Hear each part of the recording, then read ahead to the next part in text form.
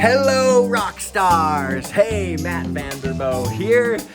Riddle me this, Einstein. What does the phone book have in common with your latest musical cue? Think of an answer. I'll wait. You give up? Well, I'm not going to tell you the answer right now, but if you stick through this video, you will find out not only what your latest musical cue has in common with the phone book, but what kind of valuable lessons we can learn from that giant brick of paper that has been missing out of our lives for the past 10 to 15 years. All right, stay with me now. Let's dive in.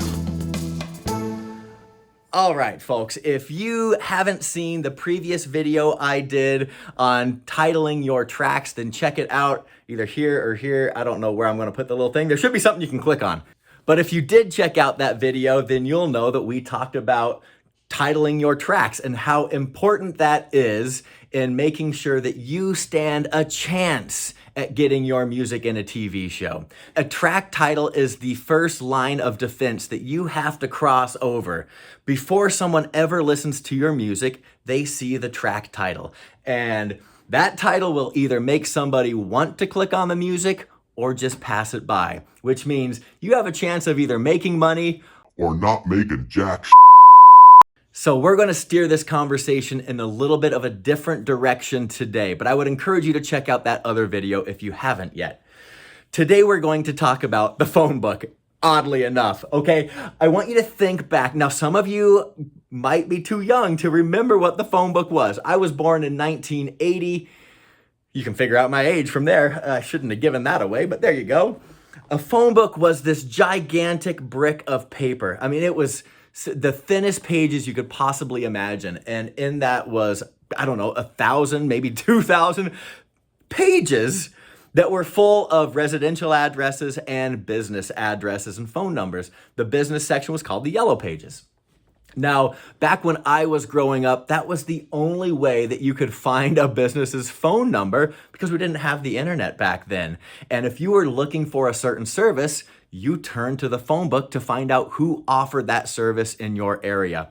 Now, the Yellow Pages was organized by every category of consumerism and services and products that you could imagine, from automotive dealers to automotive mechanics to grocery stores to toy stores to music shops, music lessons, blah, blah, blah. It was all there. And every single category would be followed by a list. So there'd be the heading of what the service was, followed by all the businesses that offered that service. And just take a wild guess as to how those businesses were presented in the phone book. Did you guess alphabetically?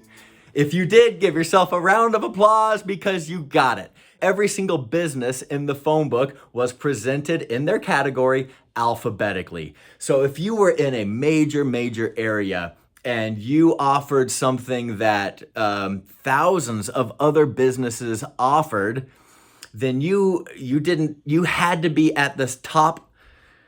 So if you were in a major area and you offered a service or a product that thousands of other businesses also offered, the only way that you were going to get phone calls is if your name, your business name, was at the very top of that alphabetical list. So you wanted, like, for example, if you were looking for window cleaners, okay, then you would have the whole list of window cleaners. No one wanted to turn the page because you turn the page, now the heading is gone. You don't know what section you're in.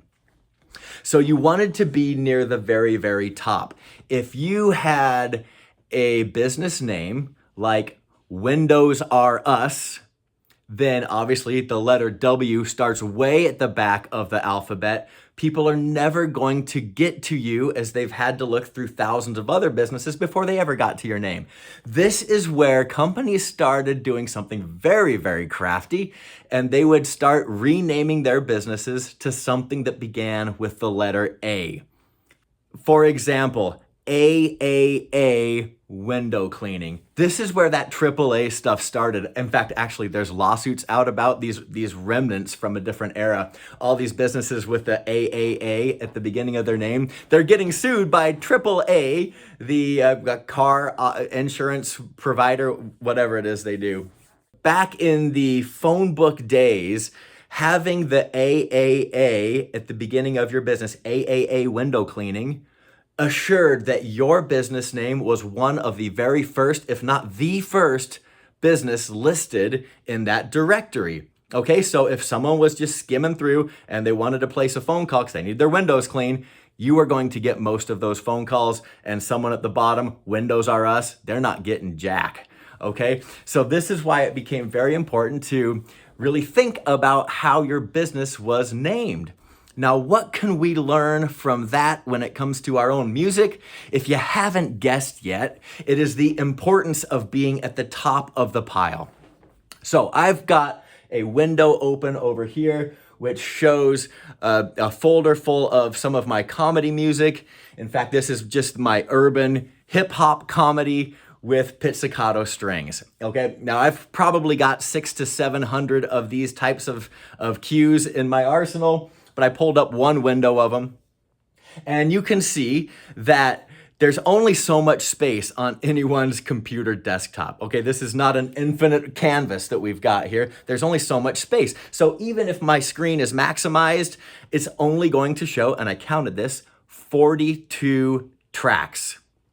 Now, like I asked you to do in the previous video, I want you to put yourself in the shoes of a video editor who's working on, let's say, a reality TV show.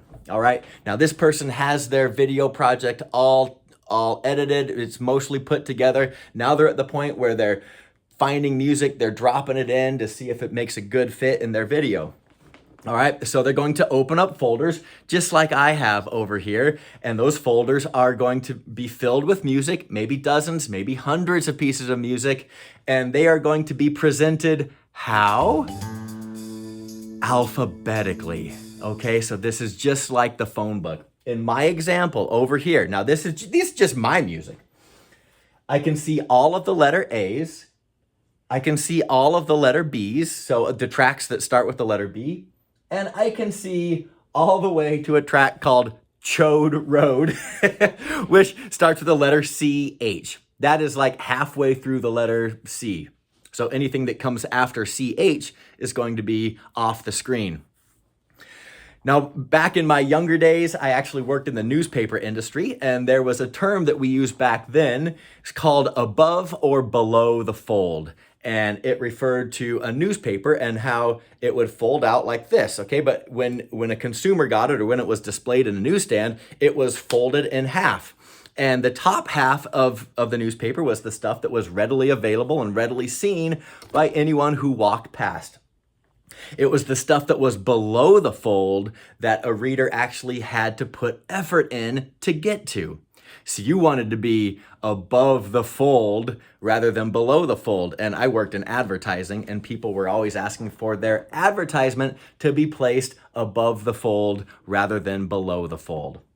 All right, so we got to apply that same lesson now to our track titles. We're going to use the newspaper and the phone book to guide us here. Yes, we are using two dinosaur mediums to help us increase our chances of success in today's musical realm, but all the same principles apply.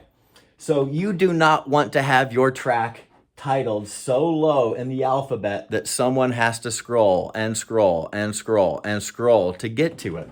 Because chances are, unless these people are super diligent and unless your track title is just really doing something and they're willing to scroll down there to find it, it's probably never going to be stumbled upon.